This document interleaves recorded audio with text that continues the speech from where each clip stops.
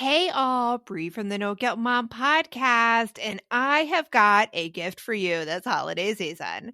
If you love the No Guilt Mom podcast, and I mean love the No Guilt Mom podcast, then tell us about it. Leave us a review, and you can be entered to win a No Guilt Mom gift card.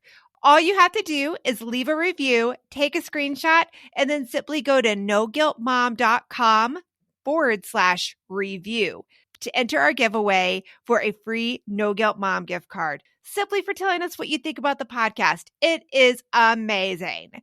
But don't delay. Get right on this, as we're going to be giving away that No Guilt Mom gift card on December 21st. So get right on over and visit noguiltmom.com/review. Welcome to the No Guilt Mom podcast. I am your host, Joanne Crone, joined here by my fantastic co-host, Bree Tucker. Well, hello. You know, I gotta say, in light of today's episode, I thought it was going to be like something about procrastinating. I would never. But that's I actually think that procrastination gets a bad rap.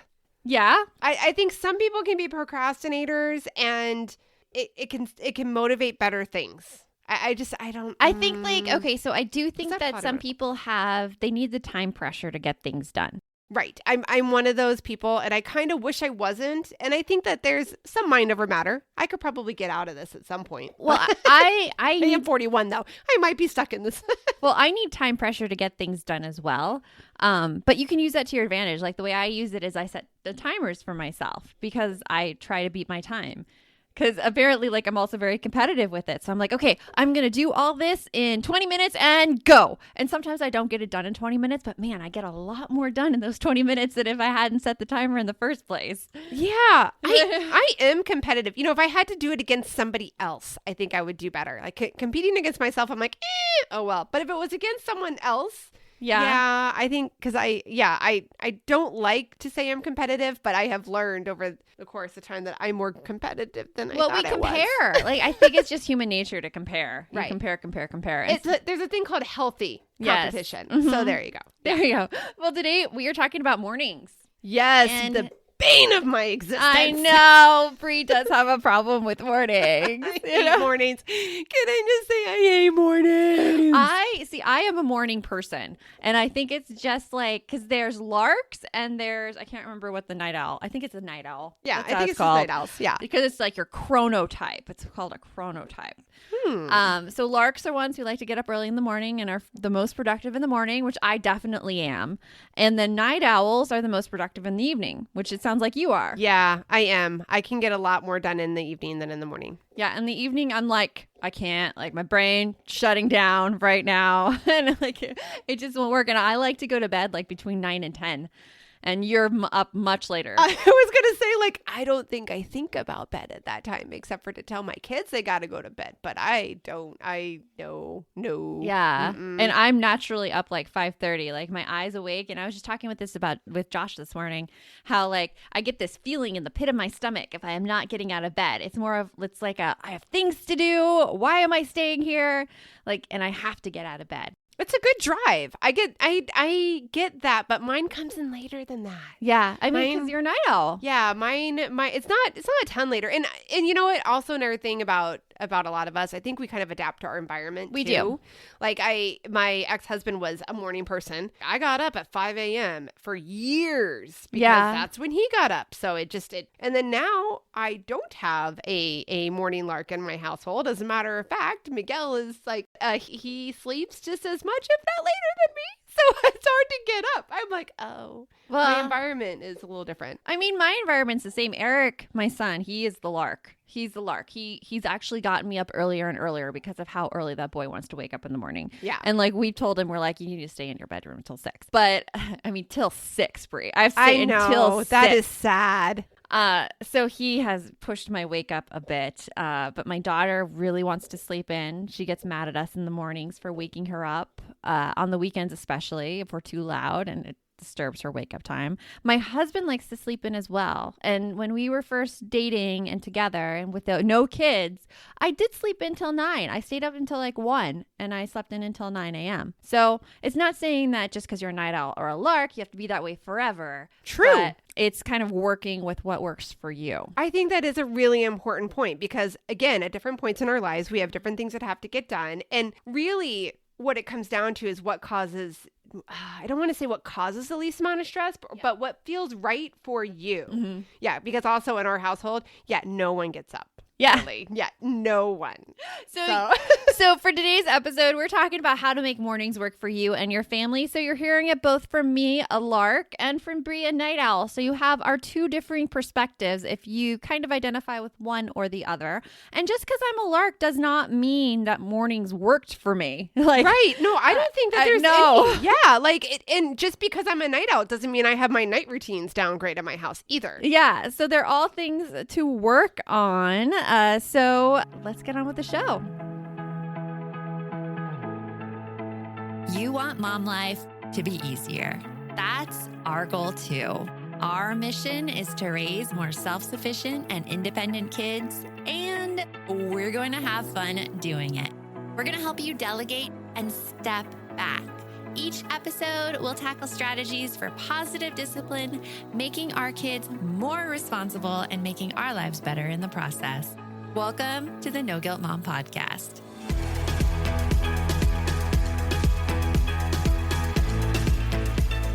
Okay, so mornings are crazy. Everyone, it seems like rushing around. Kids are crying. Older kids are yelling. Parents are threatening to leave everyone behind because they can't be late to work one more time. Okay, I'm hoping that there are a couple head nods out there in podcast land where people are going like, yes, that has happened. Check, check, and check. Yeah, it's hard to get everyone out the door on time. Like I had my things when I was actually a teacher and trying to get my daughter out of the house when she was a preschooler. It's hard. It's hard when someone else is getting ready affects your ability to be on time. Oh my gosh, yes. And I will say that my hat is off to people that have very strict start times. Mm-hmm. That's not something Brie was ever able to succeed with. I just, no. Has to be some flexibility. It's interesting too because with my time, I call myself a time cop. Like I am very, very aware of time. And I think that's always because my dad was always late, everywhere. It used to be called the Madden Hour, where we would say we'd be at a family member's house by a certain time and we arrive an hour later. Oh my God, that's so funny. So I'm always like, oh my gosh, we have to get on time. We have to leave. So I'm like a time cop on that. And it helps. I think it helps getting our routines in place because just being late anywhere stresses me out so bad. I think that's a really good point. And I think that, so I see that in my kids. Yeah. So everybody knows I'm divorced. Their dad is he's a time cop. Yeah. He is a time cop all day long. He's one of those not military, but has that mindset of if you're not 10 minutes early, you're late. So I'm not that bad. So right. So he's hyper aware, and it would always cause a lot of stress in us going places because Brie doth not do as well as with her time. I am one of those people, and Shaker, give you a heck yeah if you're one of these people where you always think you can fit 2 more things in. You're like, okay, I got 5 minutes till I gotta leave. I can do 3 more things. You can't do 3 more things. You can't do it. No. But you're just trying to cram as much as you possibly can into every single moment. And you know what happens? Then you're late. Yeah. Because you thought you could cram 2 more, 3 more, 5 more things into that 5 minutes you had. And that makes people late. So the result I'm going to say is my son has a lot of the same perspective as me, I've noticed. Mm-hmm. He's always like, I can do 2 more things. I can do 3 more things. And we're all downstairs yelling at him. Come on, Robert, we're ready to go. And he just moseys on down like, okay, I'm here. Nothing's going to blow up. I'm on my way. And then my daughter, on the other hand, is down there throwing daggers from her eyes, yelling at all of us. We're going to be late. And I'm like, honey, school doesn't begin for half an hour. Mm-hmm. Yeah, but if I don't get there 15 minutes early, then we're late. And I'm like, that doesn't make sense to me. It does not compute. My daughter likes to be on time too. I like to be on time too because I don't like having people wait for me because I know the agony that I feel feel when I have to wait on others. I'm like, they don't respect my time. They don't respect me. Like, I feel like so like down in the dumps when I'm made to wait. I've had a friend, actually, it's not you. She's like, I have to preface this because Brie is always late.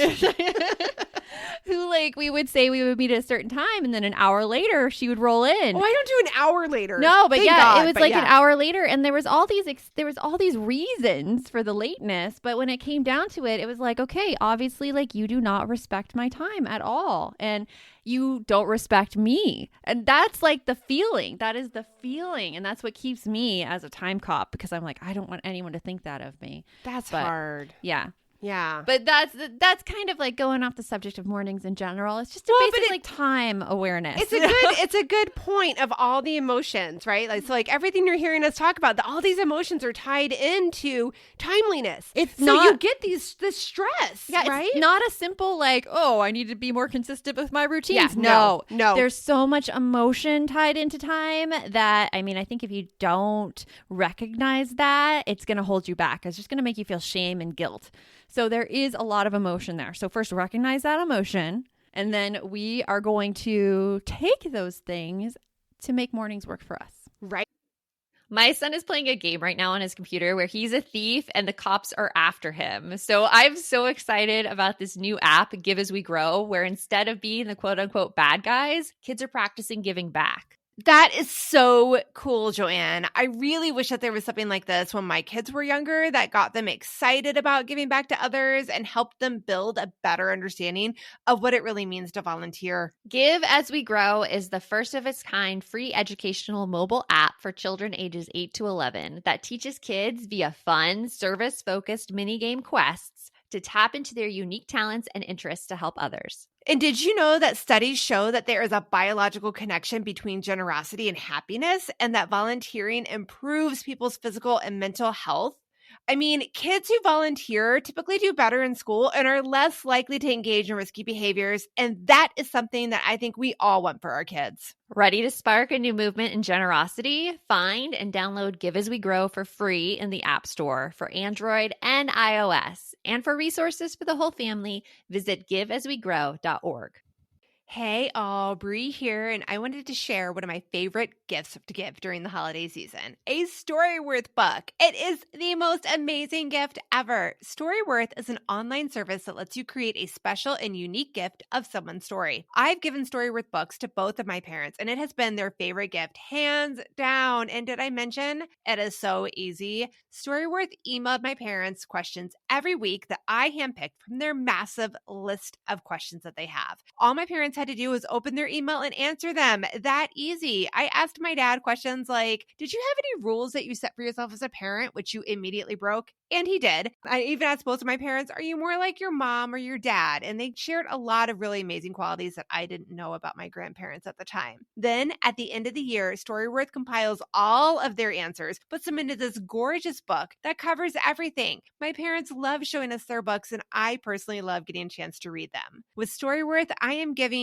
those I love a thoughtful and personal gift from the heart that preserves their memories and stories for years to come. Go to storyworth.com/NGM and save $10 on your first purchase. That's storyworth.com/NGM to save $10 on your first purchase. Great. We have got 4 solid tips to help people out today. Yes. So first, what's our first tip, Ray? First tip is take some stock, people. Yes. What does that mean?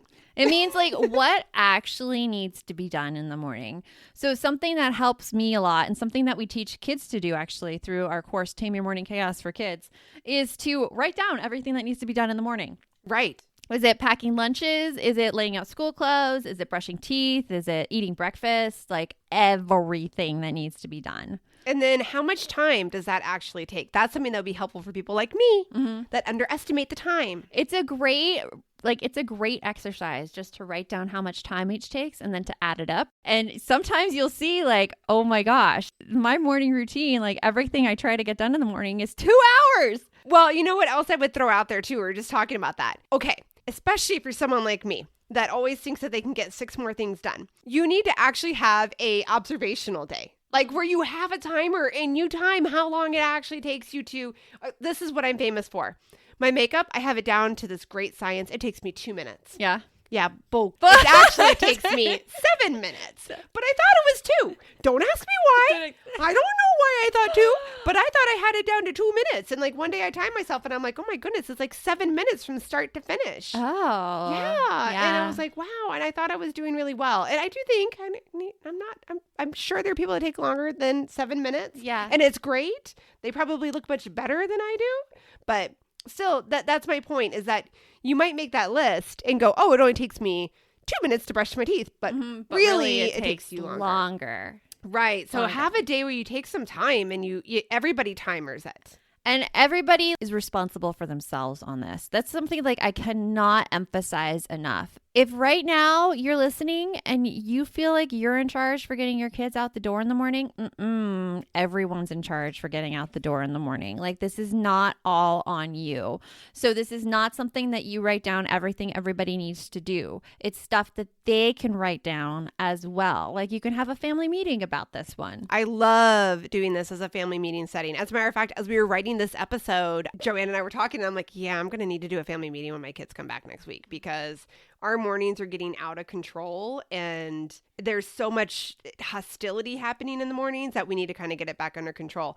Another good reason to do the take the stock with everybody together is, what if there's something that you don't realize that your son does in the morning that's important to him? That's it. Yeah. Right? Or there's something that you have to do in the morning that your kids don't even realize that you have to do. And they're like, oh, I didn't know mom had to do that. You did that. Yeah. Because it can't all be left to mom. That's so unfair. No, it's not. And also, like, if you have a partner in the house, like, rely on your partner to do it. I was letting my husband sleep in for the longest time because I felt like his sleep was more important than my own and my own sanity. And I think that's a common thing. It's talked about in the book Fair Play by Eve Rodsky about how we don't value like our own time as much as we value other people's time. And as a result of that, we tend not to ask for help, and we also tend to try to do everything ourselves. So if you have a partner in the house, do this with them as well.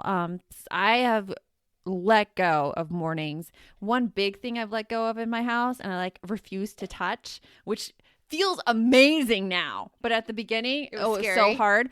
I don't touch the dishes.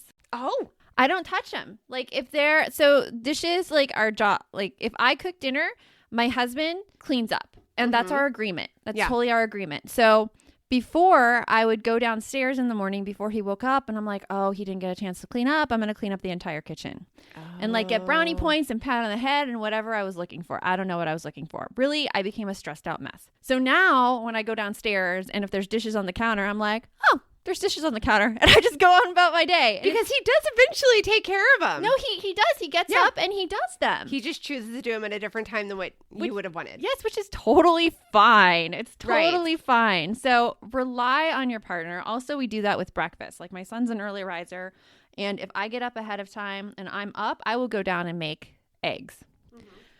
But if my son gets up a little later and I'm like already involved in something, like if I jump on like the bike or I'm taking a shower, my husband will take my son down to the kitchen and he will make breakfast for all of us. Okay. So it's like we kind of switch off, and it works for us that way, but it's not all on me. Right. And I think that's really important for sure. So tip 1, take stock. Figure out what has to be done by everybody.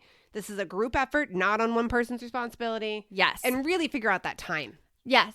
So what if you find out that your morning routine does take 2 hours? That leads us into step number 2, doesn't it? Yeah. Or tip number 2. See what you can move to nighttime. Yeah, because there's a lot of things you can do the night before. Like, when my kids were in elementary school, we would put their backpacks by the door. Make sure that their lunches were packed, lay out their clothes. Oh, yeah. Something that I taught my kids to do is melted, like, Camdens or melted Erics, where they lay out their clothes like a person on the floor. That's so cute. So that they see everything they need. And my daughter still does this for herself. My son is like, I'll be fine. And that's his choice. It's totally his choice. But that is something that she moved to the night times. And backpacks, checking them. We need to discuss packing lunches. Okay. Because that is something that I feel many parents think they have to do. and they have to make their kids lunch, and things like, oh, that my kids won't eat healthy if I don't pack their lunch, and then what happens? It's the typical thing. My kids don't eat healthy. They'll be cranky. We won't get anything done. Pretty soon they're living in a van by the river. I know, I love that. That is so our go-to. They're going up in a van down by the river. Down by the river. Yes. No, that's really good. That's a fantastic point. And we just recently had stepmomming episode. Yes. And Kristen shared that was one of her favorite hacks, is that they have that she has her stepdaughter pack her own lunch. And that was very invigorating when she was able to let go of that. And I am definitely on the side part of like, listen, my kids know what the expectations are in their meals. We have the same expectations at every meal. It is a protein, a grain or carb, and a fruit or vegetable, plus a drink of sorts. That's breakfast, that's lunch, that's dinner.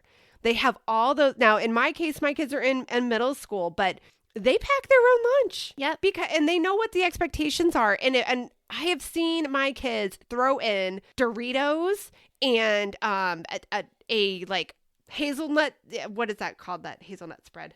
The Nutella. Yeah. Oh, Nutella. Yeah. Sandwich. And like, that is her lunch. And you're like, and I'm just like, well, enjoy the crashing in the middle of the day at school and the tummy ache when you come home. And it's great natural consequences for them, because a lot of parents, like, you might be thinking, oh my gosh, I can't believe that, like, they eat that. Well, they feel the energy effects of that. Like, my daughter has gone through the energy effects of that, and she's gone through the stomach aches too. And she knows now, she ties it to what she eats.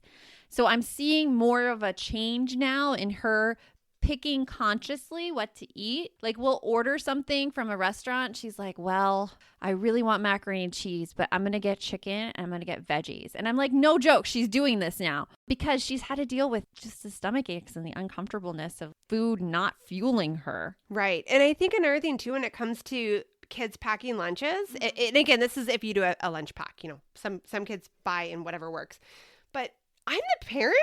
My kids are going grocery shopping on their own. So if I don't want them to eat like fruit roll-ups, then guess what? I don't buy fruit roll-ups. No, you just buy the stuff that is healthy for the lunches. Right. I mean, they want something sweet. Okay, we come to the middle ground. Yeah. And the middle ground is like, what am I willing to give you that sweet? Okay, maybe it's flavored applesauce instead. Or maybe it's yogurt covered raisins. I don't care. But we come to the middle ground because I'm not going to buy the things that I don't want them eating if I don't trust their skill. But they got to learn how to pack food on their own at some point. They do. And it's good when they're at home and with us. Like my second grader, he packs his own lunch mostly. My husband actually is down in the kitchen when my son's packing lunch.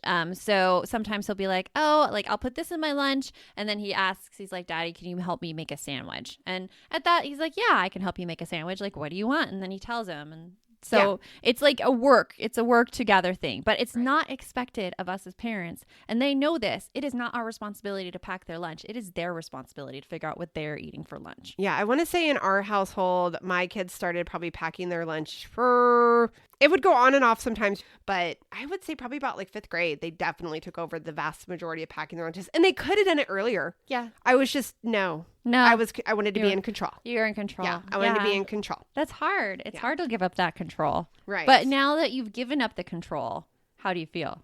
I feel much better about it. I don't have any guilt. We buy. I ask them for their input every week when we buy groceries. What do you guys want for lunch this next week? And if we can buy it, we buy it. If they ask for something that I'm not going to buy, like we did have the Gushers pop up. The Gushers? The Gushers crack me up because I am so anti-Gushers.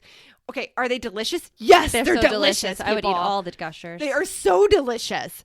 But they are so unhealthy, and my kids have a tendency to binge eat them. So like a box will be gone in 5 minutes. They'll just like grab like 3 packs. I would do that. Right? Yeah, if the Gushers were in my house, I swear, they'd be gone. I don't know what they put in fruit Gushers, but man, crack. Are they addictive. It's crack. No, it's not. It's not. Don't sue me, Gushers. But anyway, so my daughter told Miguel when he was making the grocery list that she wanted Gushers. Yeah. So he bought Gushers, and I didn't know he did. Yeah. And when we got home, we were unpacking the groceries. I'm like, did you buy Gushers? He's like, well, yeah, Audrey said she wanted them. I'm like, okay, in the future, she's not allowed to have Gushers. And he's like, well, she just wants something sweet. I'm like, watch how long that box is here. And it was gone within a day. And he's like, what happened? Yeah, the Gushers are gone. Because Audrey will binge eat Gushers. So anyways. So find out what you could do the night before, like packing lunches. Right. And that leads us into the morning. Oh, We're hitting that time of year where my brain gets so overloaded in December that I look for anything to make life easier. And I have to say, Brie, that Green Chef is one of those services. Yes, Green Chef is there to take away the dreaded, oh my goodness, what are we going to eat for dinner tonight? You can eat clean all holiday long with over 80 weekly meal options each week, featuring things like quick and easy, protein-packed, calorie-smart, or my personal favorite, the keto options. And you don't have to lose track of healthy eating habits during the holidays because every Green Chef customer gets a free session with one of their registered dietitians who can walk you through how to make clean eating work for you, which is very cool. And I have to say that I have been loving their recipes lately. They put things together I have never thought of. This week, we're trying the lemon basil caper pork with sauteed cauliflower, bell peppers, almonds, and feta cheese, my favorite. Their recipes make it so easy to support my wellness goals without skipping on flavor. For Green Chef's best deal of the year, get $250 off with code NGM250 at greenchef.com/NGM250. That's greenchef.com/NGM250. And don't forget to use that code NGM250 to get $250 off. Green Chef, the #1 meal kit for eating well. This message is sponsored by Greenlight. It is so hard to raise kids who know how to manage money. Brie, right now, my kids are all about earning money for presents. My daughter wants to get presents for all of her friends, and my son is doing a Secret Santa with his friends. Oh, I hear you. And if you're looking to raise kids that are financially responsible, we have got a lifesaver recommendation for you that you need to check out. It is Greenlight. Greenlight is a debit card and money app made for families that gives kids and teens an easy and fun way to gain financial literacy, all while giving parents peace of mind. You can send instant money transfers, automate allowance, and even keep an eye on kids' spending with real-time notifications. Meanwhile, your kids can begin their journey towards financial autonomy by learning how to save, invest, and spend wisely. So sign up for Greenlight today and get your first month free when you go to greenlight.com/NGM. That's greenlight.com/NGM to try Greenlight for free. Greenlight.com/NGM. Oh, this is a hard one for me. Wake up right. Yes. How do you wake up? So, all right. So in our house, we have Alexa, and we have found that you could do Alexa routines. I didn't even know these existed. And I'm sure they have them for Google as well. So any kind of smart home system, and you can set routines. So we have one routine where our lights come on at half capacity at 6 a.m. And Alexa says, "Good morning. The weather is such and such, and the time is such and such." That's my first alarm. I would be like, shut up, Alexa. Sometimes I do tell her to be quiet. And then the second alarm goes off at 6:30 when the lights go up to full capacity. Alexa says, "Good morning" again, tells us the weather, and then does the news headlines. It's my second alarm. Then my third alarm is my, "Oh, poop, get out of bed. It is 7 a.m. Get moving." Oh, man. But that does, honestly, the alarms do help me because they wake me up gently. I do not do well to that whole like one sound and getting up. It made me cranky, and I wasn't good at that. Plus, I do better waking up with lights. I read an article that when you put your feet on the floor and you sit up and you breathe deeply, it helps wake up your system faster. Oh, awesome. And then I know the one that many people like in the morning, which I wish I was, and I'm trying to get towards because I used to do this when I was younger, exercising in the morning. I do that. It's a great thing to wake I you do. up. And it's actually, if you do it consistently, your body wakes up automatically because it craves that exercise. It's really a weird thing. Yeah. Now, with me, with my wake up, I have an Apple Watch, and it wakes me up with the little haptics on my wrist at 5 a.m. And then I turn it off. And turning it off works for me because I get so anxious that I'm going to oversleep that it prevents me from falling back asleep. And I get out of bed probably about 20 minutes later. But I lay there and I cuddle with the dog and I cuddle with my husband. And then I'm like, okay, I'm up. Yeah, you actually like wake up. It takes a little bit to wake up, but those are all really great things that help you wake up in the morning. Music is another big one. Like once I actually get up and get out of bed, then I turn on music, and it just like nice, loud, upbeat. Yep. So wake up right. And then finally, this helps with kids a lot. Visual aids. I'm going to be honest, helps me too. Oh, yeah? Yeah, I'm a list maker. Oh, yeah, you are a list maker. You like to check off things in the morning. Well, you know why also? Huh. Because I have I never got back the pregnancy brain. Oh. Like I will sit there and be like, oh, I need to buy this. And then I'll go to the store and I will totally buy something else. Oh, shiny object. Oh, look at that. That looks cool. And then I totally forget what I went to the store for. Oh. So the morning routine can be like that for me too. Like, what did I just You say? need a list. I have some envelopes at my house that I've been meaning to bring to Joanne, and I keep forgetting every stinking morning to bring those envelopes over. So See, if I had a list, I'd look at the list and be like, you can't tell me what to do list. I am like the most stubborn person. And I think my kids are a little bit too. But what we did for them is we have like these cards that had a picture of what they had to do. And we did this when they were young, when they were like 5 or 6. A picture of what they had to do. And then it said like, get dressed next to it. And so they ordered these cards in the order that they wanted to do it. And they put it on their bedroom wall. And that helped them in the morning. That is actually a great technique that I find in all aspects that I've had in early childhood, that no matter what technique we're using, no matter what strategy we're talking about, the morning routine charts in general are always successful with children and suggested for them. Yeah. Now, how long they work, how they need to be made, now that varies by child and family. And kids should always have control over the order that they do things and the things they decide to do in the morning versus at night. Which in like Tame Your Morning Chaos, that's what we're working out of. We have the kids completely in control of their routine, and they decide what they need to do, and they're working toward a reward at the end of their morning. And how does that feel? And how does that feel as a parent, that you don't have to nag your kid anymore or stand over their shoulder and go, "Did you do this? Did you do that? Did you do this?" It's great because you know what? I never nag my kids in the morning. They're the ones usually telling me, "Okay, we have to go right now," and I'm the one being like, "Okay, just let me put on my makeup. Got it. Okay, let's go." And they're on it. They're so on it, and I'm kind of letting them tell me when they have to go versus me getting them. And now the trick is to make sure that their school schedule is earlier than when you have to be somewhere, because that wouldn't work if like I had to get them there like 10 minutes early to be to work on time. Like it has to be earlier than when you have to be somewhere. Well, yeah, you guys definitely have to have like that discussion too, but it just helps so much. And if you have a kid that likes to check off things, like get a dry erase board or laminate that list, you know, something that so they can check it off if that makes them feel good. And where do they want to put it? So that they get to see that those items too is a huge, huge help. Yeah, it is. So 4 tips. 4 tips. Get help from your kids and from your partner, you know, when you take stock of what you do in the morning. Don't take responsibility for everything. Right. It's not completely your responsibility. In fact, one of our No Guilt Mom mindsets. Yes, as always, showing love to my family does not mean that I have to do everything. Exactly. And even if you work from home, like this is a hard one. Sometimes if you feel like you work from home like I do, you have to take care of everything and do it all. And it's just not the case. Right. Whether or not you work from home or you don't work outside the home, or you're like, no, just because you're there.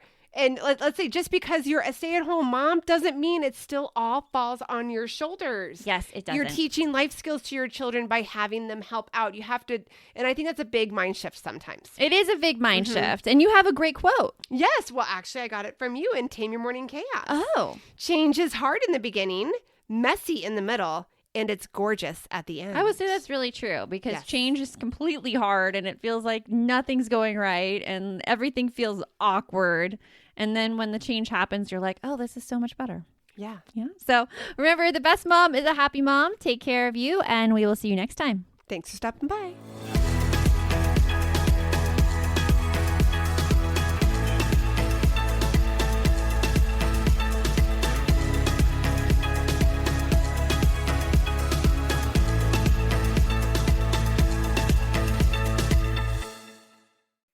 Are you looking for something to listen to with your whole family? Then check out 6 Minutes, produced and created by Gen Z Media. With over 200 twisty, cliffhanger-filled episodes, 6 Minutes tells the story of 11-year-old Holiday, who was pulled from the icy waters with no memory of who she is or where she came from. 3 years ago, Brinley Pasternak helped the Anders family uncover the truth about Holiday's past. Now she'll need them to help her find the truth about hers. In 6 Minutes Out of Time, the long-awaited sequel, Cyrus Anders is found unconscious near the mysterious Elixir Academy in Florida, and Brinley learns the school may have a shocking connection to her missing mother. Dive in now and get the most downloaded family audio adventure in history.